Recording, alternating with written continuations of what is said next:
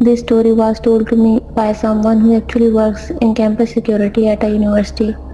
So it's not a rumor or a chain message. It's real and terrifying.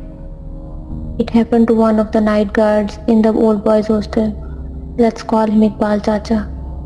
He's been working there for more than 15 years.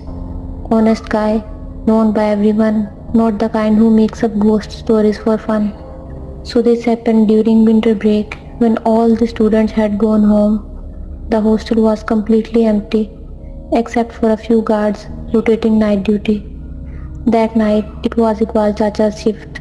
He had the keys, a flashlight and his usual routine. Check each floor, make sure all the locks were secured and write his report. Around 2 a.m. he was on the second floor, just walking down the hallway when he suddenly heard it. The sound of a chair dragging on the floor. You know that harsh scraping noise? It came from the end of the hallway, from room number 212. He stopped, looked around. Maybe the wind, he thought. But then he remembered there is no furniture left in that room. Room 212 had been cleared out months ago due to maintenance. He slowly walked towards the room. The hallway lights were dim, flickering. He reached the door. It was slightly open. He pushed it wider with his flashlight. The room was empty, or it looked empty. Then he noticed something. In the center of the floor, there was a chair. Just one single wooden chair placed facing the window. He didn't think much. He stepped in, switched on his flashlight and said, "Who's there?" Silence. He turned around to leave and heard breathing right behind him. He swung the torch back and nothing.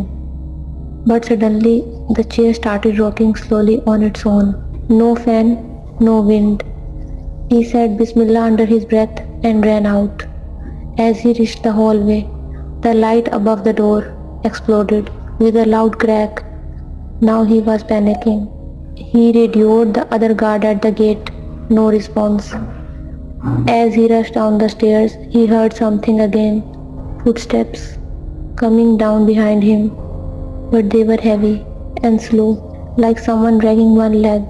He didn't stop to check, just ran out to the building. Heart pounding.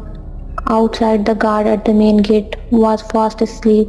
When he finally woke him, Iqbal Chacha asked if he had come inside the hostel at any point.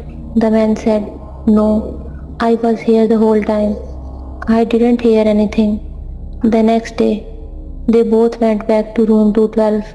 The door was locked from the outside, and when they opened it, the room was completely empty. No chair, nothing, not a single mark on the floor. But as they turned to leave, they both froze, because on the back of the door, written faintly in chalk, was a sentence. "Come sit with me, just once." The room is now permanently sealed. Iqbal Chacha still works there, but he refuses to enter the second floor at night. Until today, he swears the scariest part wasn't the chair, it was the feeling that someone wanted him to sit down and stay forever.